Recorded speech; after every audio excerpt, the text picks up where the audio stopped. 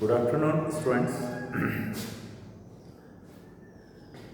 Second year income tax में मैंने जो कल पीडीएफ में नोट्स डाले थे, आज मैं उन्हीं नोट्स के बारे में आपको एक्सप्लेनेशन जो है वो देना चाहूँगा। तो ये आयकर का एक बहुत ही इम्पॉर्टेंट चैप्टर इनकम फ्रॉम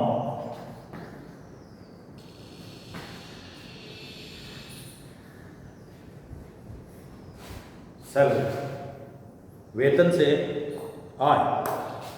ध्यान दीजिएगा,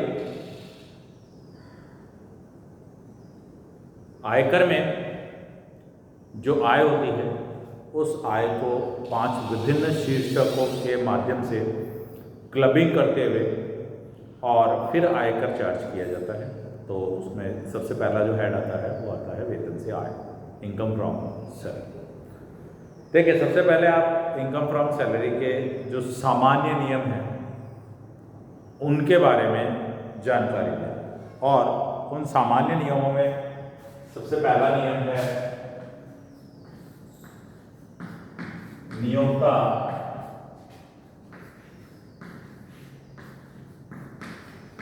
कर्मचारी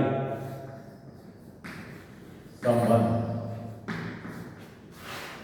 देखिए, ये नियम ये बताता है कि वेतन से आय तभी मानी जाएगी जब आय देने वाले और आय प्राप्त करने वाले के बीच में नियोक्ता और कर्मचारी का संबंध, यानी आय देने वाला तो कौन हो, एम्प्लॉयर, और आय प्राप्त करने वाला कौन हो, एम्प्लॉय।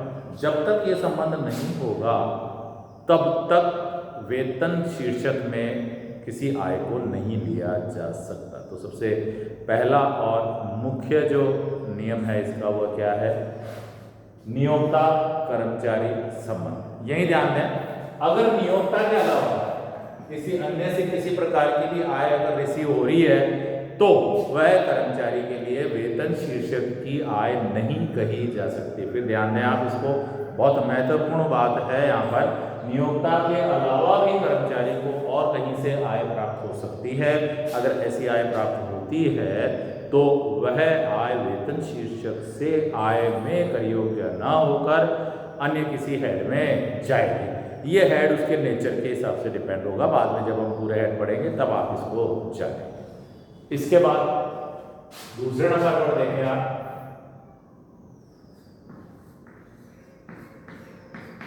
पेशगी, यानी एडवांस, और बकाया यानी आरियर।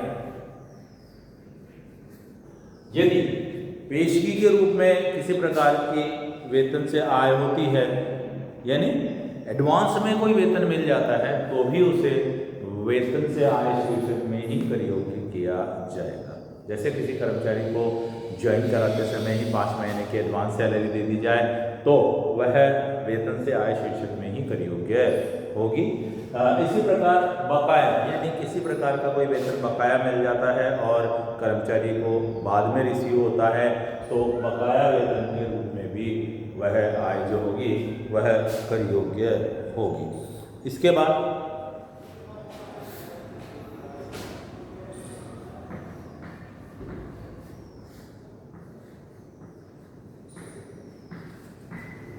अगली जो बात है वो है किसी भी कर्मचारी की वेतन और किसी भी मजदूर की मजदूरी, कोई फर्क नहीं पड़ता। मजदूर को जो है मजदूरी भी नियोक्ता द्वारा दी जाती है और कर्मचारी को वेतन भी किसके द्वारा, नियोक्ता द्वारा दिया जाता है। तो मजदूरी इज ऑल्सो कॉल्ड सैलरी, यानी उसे आप वेजेज न कह करके यहाँ इनकम टैक्स के पॉइंट ऑफ व्यू से सैलरी ही कहेंगे। यानी मजदूर की मजदूरी में और कर्मचारी के वेतन में किसी प्रकार का कोई अंतर नहीं है। इसके बाद जो इम्पोर्टेंट बात है एक एक करके मैं आपसे एक्सप्लेन किए जा रहा हूँ, और ये मैंने पीडीएफ में आपको भेजी भी है, आपने पढ़े हैं, और फिर समझें कि वेतन में जो है क्या क्या सम्मिलित किया जाता है। कई बार आपको देखने को मिला होगा कि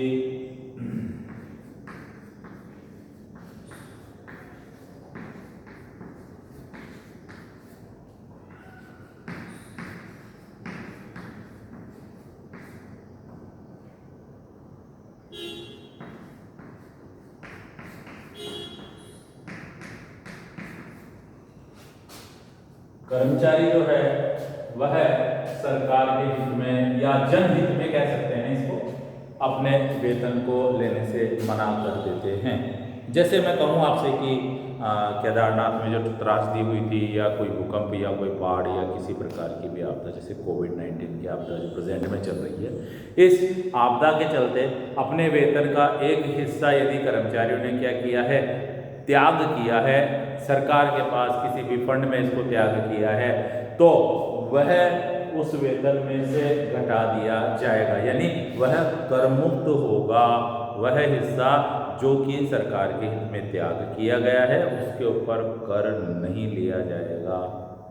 ध्यान दें, यहाँ पर एक बहुत महत्वपूर्ण बात जो यहाँ निकल करके आती है वो यह आती है कि जब भी कभी हम वेतन को किसी और पर्पज से यूज करेंगे तो इसे हमें क्या करना पड़ेगा, शामिल करना पड़ेगा। मैं आपको बहुत बड़ी बात बता रहा हूँ, यहाँ पर ये प्रैक्टिकली भी आपको क्या करना पड़ेगा, यूज करना पड़ेगा। तो ध्यान से सुने आप इस बात को। यहाँ पर किसी भी प्रकार का त्याग कर दिया कर्मचारी ने, जैसे कि मैं आपको एग्जाम्पल ले सकता हूँ इसमें, यहाँ पर वह क्या कि जो सैलरी है वह है 50,000 पर मंथ, ठीक है, और यहाँ पर 50,000 पर मंथ में हाफ मंथ की सैलरी जो है वो कोविड के लिए दी, कोविड-19 सरेंडर कर दिया गया कर्मचारी के द्वारा कोविड-19 के लिए कितनी सैलरी को, हाफ मंथ की सैलरी। यहाँ देखें उसकी जो एनुअल सैलरी होगी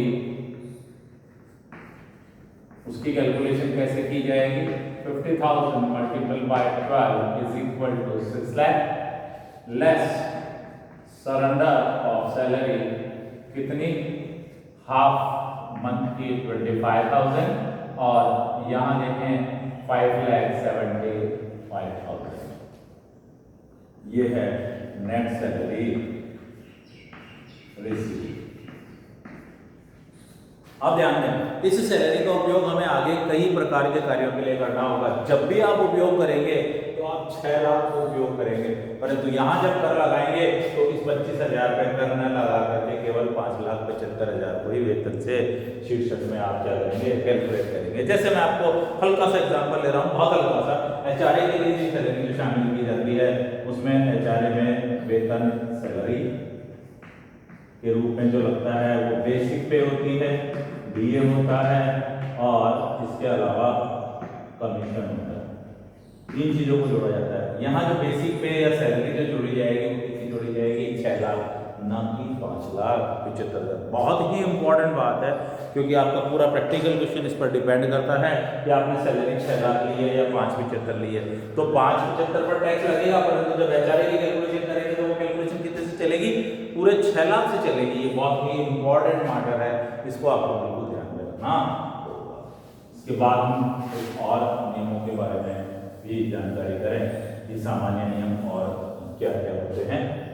सरकार के हित में जो त्याग करना है, यानी सरेंडर, वॉलंटरी सरेंडर कहलाता है। वॉलंटरी सरेंडर जो है उसकी स्थिति में जो है हम क्या नियम अप्लाई करते हैं। अब सुने, यहां उपार्जन का स्थान है। हमने यहाँ रेजिडेंशियल स्टेटस में भी पढ़ा था कि यदि सेवाएं कहाँ दी जा रही है, सेवा प्रदान करने वाला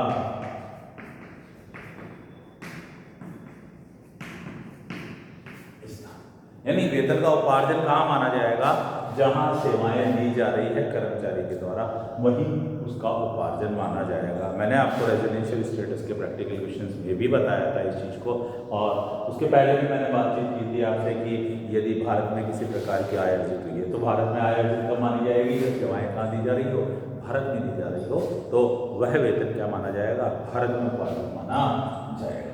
यहाँ इसके अंदर एक एक्सेप्शनल और मामला है, वह क्या, यदि विदेश में सरकार के लिए यानी सरकारी कर्मचारी के रूप में विदेश में जाकर के यदि किसी प्रकार की सेवाएं प्रदान की जाती है तो उन सेवाओं के लिए भी उपार्जन का स्थान भारत ही होगा। ये एक इम्पॉर्टेंट बात है। सरकार के द्वारा यदि किसी कर्मचारी को भेजा जाता है तो उस स्थिति में जो है उपार्जन का स्थान क्या होगा और उसके लिए वह भारत ही उपार्जन का स्थान माना जाएगा।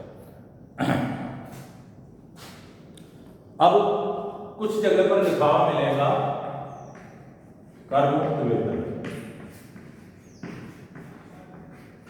ये भी सामान्य नियमों का पार्ट है, सुनिएगा। करमुक्त वेतन, कोई वेतन करमुक्त वेतन के नाम से वैसे तो होता ही नहीं है। इसे क्यों लिखा जाता है करमुक्त?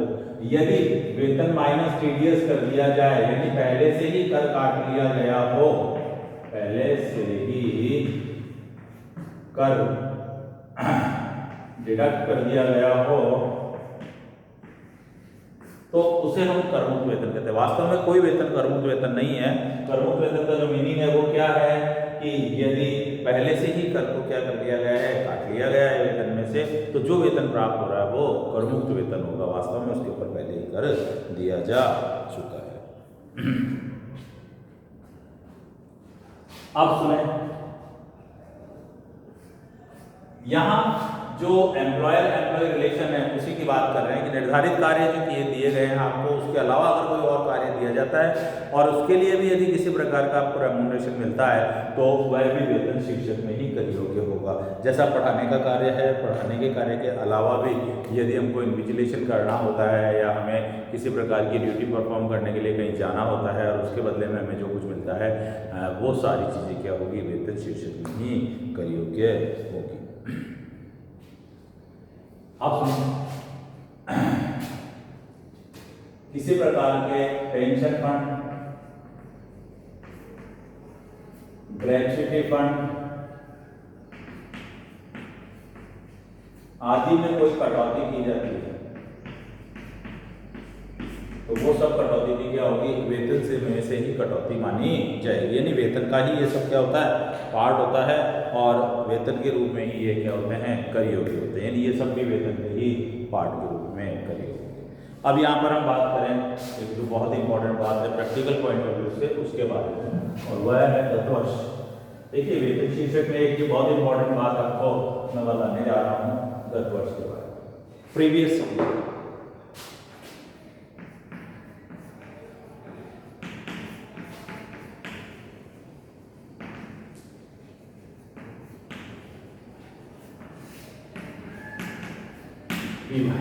मैंने आपसे बताया था पहले भी, किसी भी गतवर्ष के लिए हम कर का निर्धारण करते हैं। वर्तमान में जो गतवर्ष चलेगा वह 1 अप्रैल 2019 से 31 मार्च 2020 तक का गतवर्ष जो है उसके बारे में हम सारी बात इस साल आपके लिए करेंगे। अब यहाँ ध्यान दें कि वेतन के लिए गतवर्ष भी यही होता है 1 अप्रैल 19 से लेकर के और 31 मार्च 20, परंतु यहाँ पर एक एक्सेप्शन होता है, एक अपवाद होता है।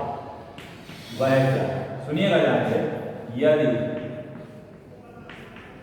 वेतन अगले माह की प्रथम तारीख को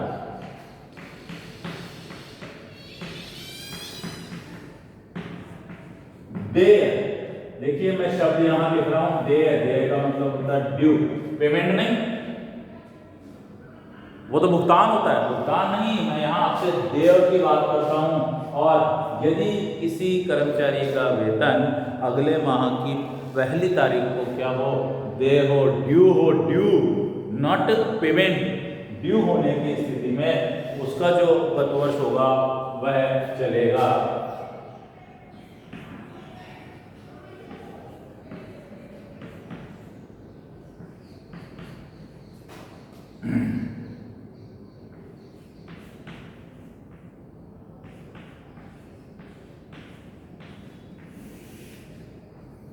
ये बहुत इंपॉर्टेंट है, लीप ईयर है, लीप ईयर होने के कारण यहाँ पर 29 की होगी फरवरी, और 1 मार्च 19 से लेकर 29 फरवरी 2020 तक का जो भी वेतन होगा वह क्या होगा, गतवर्ष कहलाएगा। ये एक बहुत महत्वपूर्ण अपवाद है और इस अपवाद को आपको बिल्कुल विशेष ध्यान रखना होगा। जब हम प्रैक्टिकल क्वेश्चन सॉल्व करेंगे तब इस अपवाद की हमें बहुत बार आवश्यकता होगी। मैं आपसे बताऊं कि सरकारी और अर्ध सरकारी कर्मचारी या विश्वविद्यालय के जो कर्मचारी है उन सभी का वेतन जो है अगले माह की 1 तारीख को ही ड्यू होता है।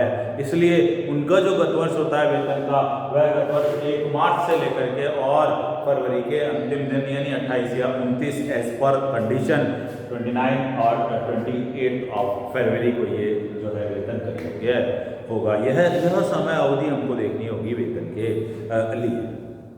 Thank you very much.